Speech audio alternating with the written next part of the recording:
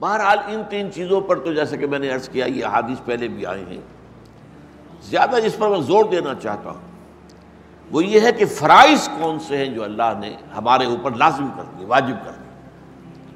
اب ان کی فہرست بنائی جائے تو بہت طویل ہو جائے گی. جہاں بھی اللہ تعالیٰ کی طرف سے امر کا صیغہ آیا ہے وہ گویا کہ اللہ کی طرف سے اس شے کی فرضیت کا اعلان ہے. چنانچہ میں نے چند آیات آپ کو سنائی.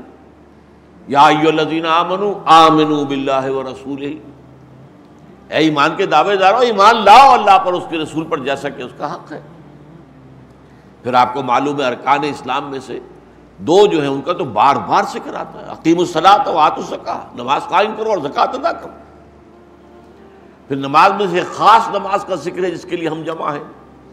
اذا نودی للصلاۃ من یوم الجمعۃ فاسعوا الی ذکر اللہ وذروا البیع. اسی طریقے سے روزے کے بارے میں فرمایا شہر رمضان الذی انزل فیہ القرآن ھدی للناس وبینات من الھدی والفرقان فمن شہد منکم الشہر فلیصم. جو بھی یہ مہینہ پائے اس میں اس کے روزے رکھے. ہاں اس کے بعد رعایت ہے، اگر بیمار ہے یا سفر پر ہے تو قضا کر سکتا ہے لیکن تعداد پوری کرنی ہوگی. وَلِتُكْمِلُوا الْعِدَّةَ وَلِتُكَبِّرُوا اللَّهَ عَلَىٰ مَا هَدَاكُمْ. حج کے بارے میں فرمایا وَلِلَّهِ عَلَى النَّاسِ حِجُّ الْبَيْتِ مَنِ اسْتَطَاعَ إِلَيْهِ سَبِيلًا وَمَنْ كَفَرَ فَإِنَّ اللَّهَ غَنِيٌّ عَنِ الْعَالَمِينَ. اللہ کا حق ہے انسانوں پر، اپنے بندوں پر، کہ وہ اس کے گھر کا حج کریں اگر استطاعت رکھتے ہوں سفر.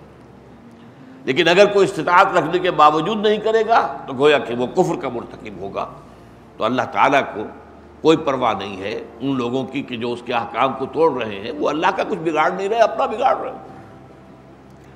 اسی طریقے سے اسلام فَلَهُ أَسْلِمُوا وَبَشِّرِ الْمُخْبِتِينَ، اس کے سامنے سر تسلیم خم کر دو اور اے نبی بشارت دے دیجئے ان کو جو اپنے آپ کو جھکا دیتے ہیں اللہ کے سامنے.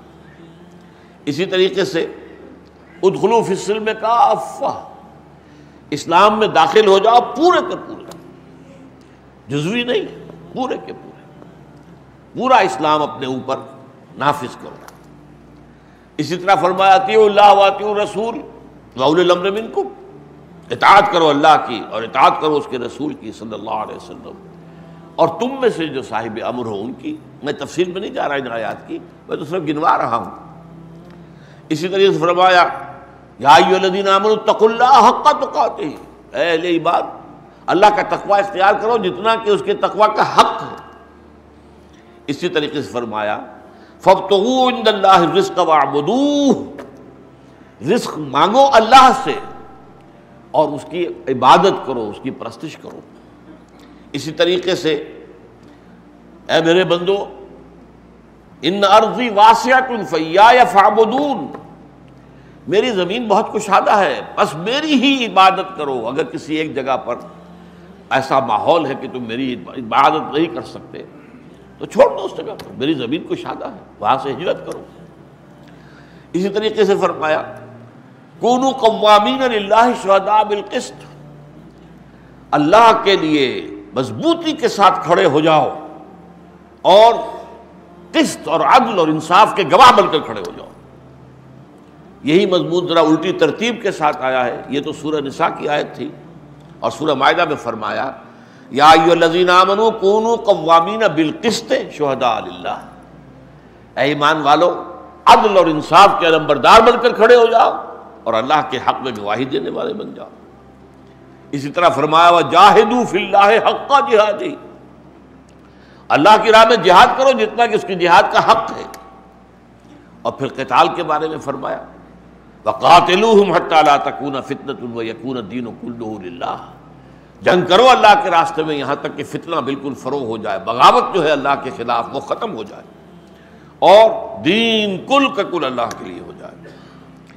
اسی طرح فرمایا اب وہ بعض جامع آیات بھی ہیں، سورہ حج کی آخری آیت آخری سے پہلی یا ایھا الذین آمنوا ارکعوا واسجدوا واعبدوا ربکم وافعلوا الخیر لعلکم تفلحون.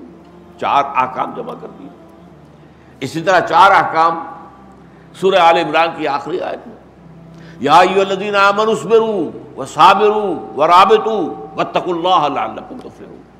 اب یہ میں نے آپ کو جس کو نمونہ مشت خروارے کہا جاتا ہے، میں نے اس کا آپ کے سامنے یہ تمام جو اوامر ہیں، نواہی ہیں، ان کے بارے میں ایک سوال پیدا ہوتا ہے کہ ان میں باہمی ربط کیا ہے، کون سی چیز بنیادی ہے، کون سی چیز اس کے بعد آتی ہے۔ اگر حفظ مراتب نہ کنی زندگی، اگر ان معاملات کے اندر بھی مراتب کا حق نہ رکھا جائے، کس شے کی کیا اہمیت ہے، تو ظاہر بات ہے کہ ہو سکتا ہے کہ ایک شے جو آپ سے 1 من بھر مطلوب ہے، وہ تو آپ 1 تولہ کر کے فارغ ہو جائیں، اور جو تولہ بھر مقصود تھی، مطلوب تھی، اس میں آپ 1 من جو ہے اس کے اوپر ڈھیر لگا دیں۔ تو یہ ساری چیزیں جو ہے نسبت و تناسب کا یہ الٹ جانا، یہ بھی انسان کی تباہی اور بربادی اور ناکامی اور آخرت کے خسران پر منتج ہو سکتا ہے۔